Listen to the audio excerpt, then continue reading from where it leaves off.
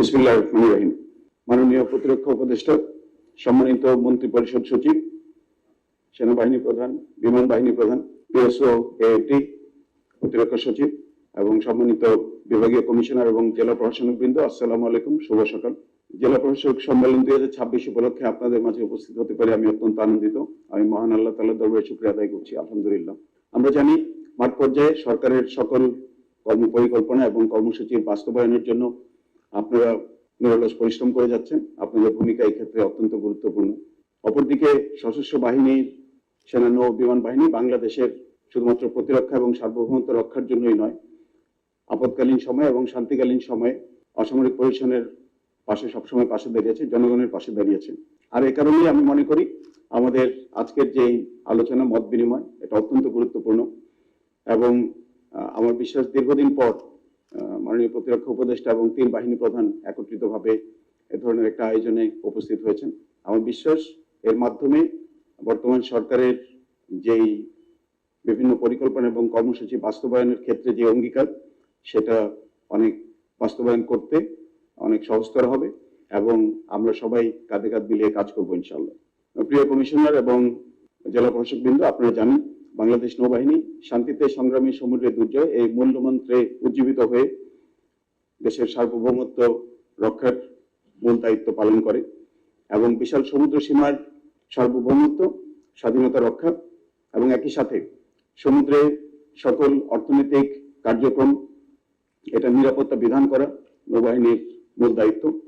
আমরা বাণিজ্যিক জাহাজের চলাচল, মৎস্য সম্পদ সুরক্ষা, সমুদ্র পথে চলাচলন দমন, অবৈধ অস্ত্র চলাচলন, এই বিষয়গুলি প্রতিহত করি। একই সাথে মানব পাচার রোধের ক্ষেত্রেও আমাদের এবং কোস্টগার্ডের সদস্যদের গুরুত্বপূর্ণ ভূমিকা রয়েছে সমুদ্র এবং উপকূলীয় এলাকায়।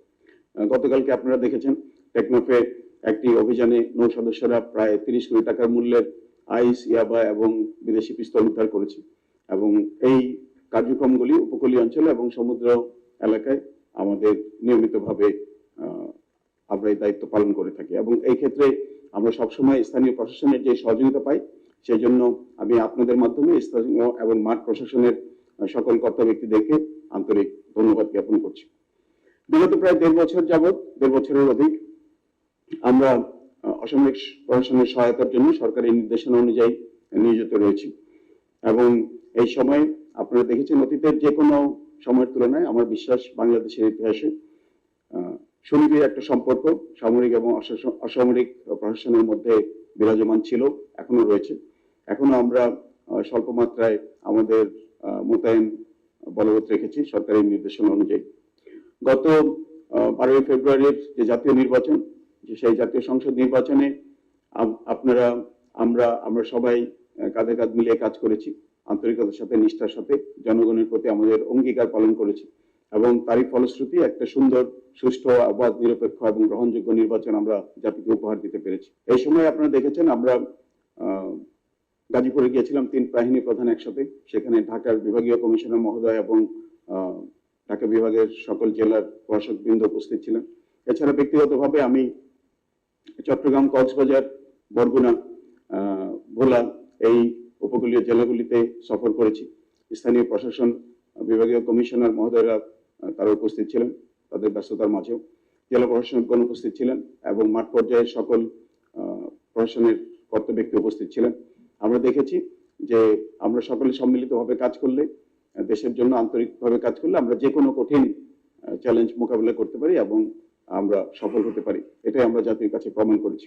আর সেই জন্য আমি আপনাদের মাধ্যমে সকল মাঠ প্রশাসনের সকল কর্মকর্তা বৃন্দকে আন্তরিক ধন্যবাদ জ্ঞাপন করছি। আমাদের যুদ্ধকালীন সময়ে আমাদের যেই মূল কাজ, সেটার জন্য প্রশিক্ষণ গ্রহণ করা হচ্ছে আমাদের শান্তিকালীন সময়ে প্রধান ফোকাস এবং মূল লক্ষ্য।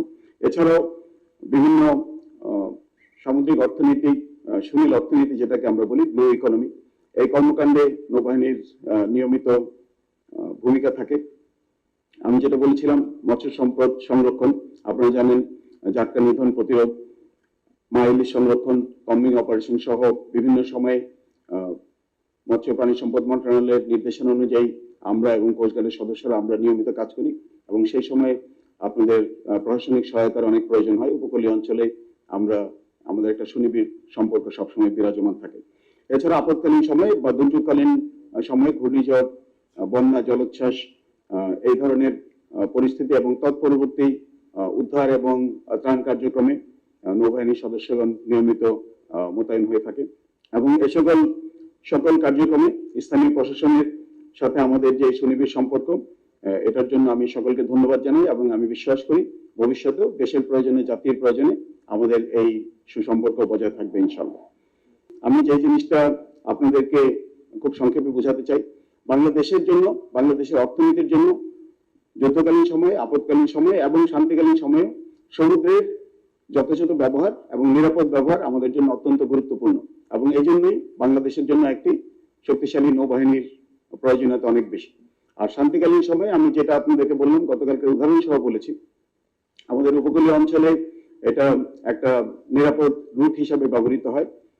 ইয়াবা, আইস সহ বিভিন্ন মাদকদ্রব্য চোরাচালানের ক্ষেত্রে এই ক্ষেত্রে নৌবাহিনী এবং কোস্টগার্ডের সদস্যরা শুধুমাত্র যে সমুদ্রে নিয়মিত টহল প্রদান করে তাই নয়, উপকূলীয় অঞ্চলেও তারা বিভিন্ন অভিযান পরিচালনা করে এবং পুলিশ প্রশাসন সহ অন্যান্য গোয়েন্দা সংস্থার সহায়তা নিয়ে আমরা মাদক পাচার রোধের ক্ষেত্রে এবং আমাদের যুব সমাজকে মাদকের যেই কবলের থেকে বাঁচানোর জন্য এবং তাদেরকে নিরাপদ রাখার জন্য আপ্রাণ চেষ্টা চালিয়ে যাচ্ছি।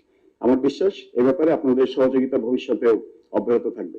বাংলাদেশ বর্তমান সরকারের যে ম্যানিফেস্টো আছে, তাদের ম্যানিফেস্টো অনুযায়ী বাংলাদেশের জন্য একটি শক্তিশালী সশস্ত্র বাহিনী, বিশেষ করে শক্তিশালী নৌবাহিনী গঠনের তাদের যেই প্রতিশ্রুতি রয়েছে, আমার বিশ্বাস সরকার এই প্রতিশ্রুতিকে বাস্তবায়নের জন্য নৌবাহিনীর জন্য আধুনিক নৌযান এবং আধুনিক যুদ্ধ সরঞ্জাম ক্রয় প্রক্রিয়া পর্যায়ক্রমে গ্রহণ করবেন। আমরা জানি দেশের অর্থনীতি যদি একটি শক্তিশালী প্রতিরক্ষা বাহিনীকে সমর্থন করতে পারে তাহলে দেশের সার্বিক নিরাপত্তা সুনিশ্চিত হয়।